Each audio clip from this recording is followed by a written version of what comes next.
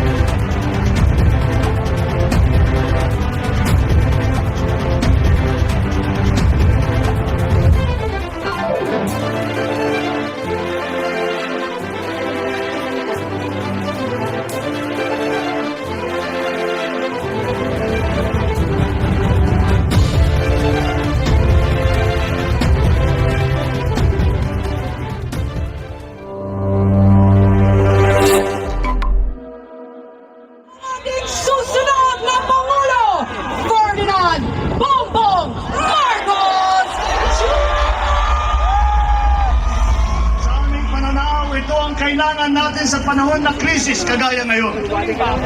At tinanggap po ninyo ang mensahe namin tungkol sa pagkakaisa.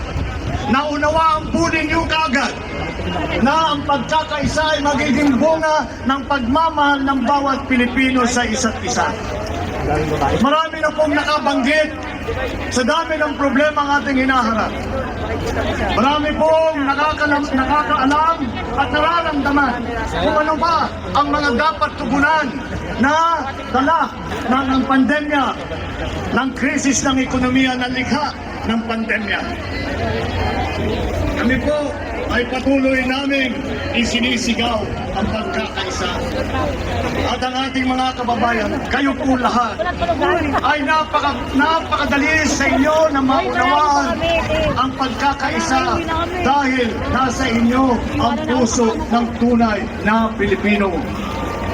And we already have a team doing just that, looking to see where we can reduce the price of petroleum goods, number one, and what changes we have to make in terms of legislation, in terms of policy, to make the whole system more efficient, despite the fact that the prices of oil keep going up.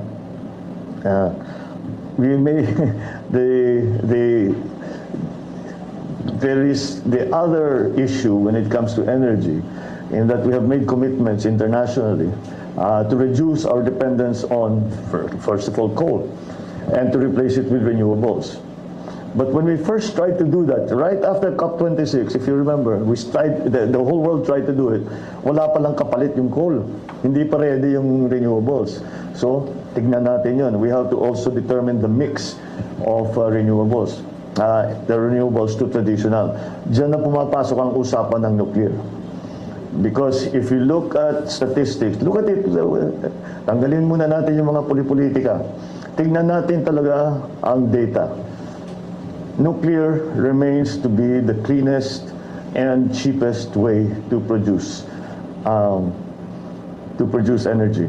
The problem is that the lead time for any power plant, not only nuclear, minimum yata 5 years.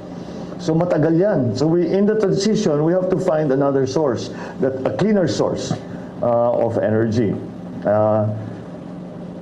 So maybe gas will be the transition. Yung gas is cleaner than coal.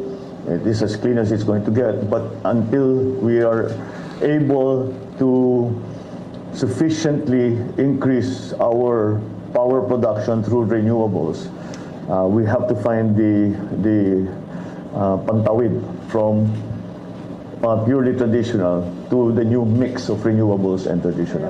Ang willing naman siyang ibenta ulit yung Petron sa under your administration. And then yung OPSF, ano po ang inyong plano? Ibalik ba yon? Well, first of all, we cannot control prices. This is the nub of the problem. It's beyond us.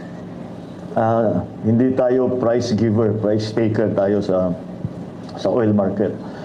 So, kung ano ang mangyari, when OPEC decides to do one thing, OPEC decides to do something, we just have to accept it and we just have to take it.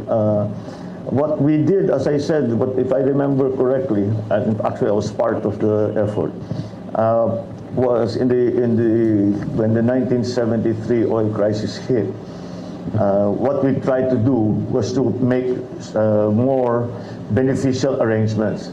Like I remember, I was sent on a mission by my father, together with then Secretary Velasco of Energy, and we discussed with Saudi Arabia and all the other oil producing countries that we buy oil from, to lengthen the payback period from, I think it was 90 days to 180 days. And we were able to manage that, which medyo talagang naging mas maganda ang sitwasyon, because also we were very worried at that time of our foreign reserves.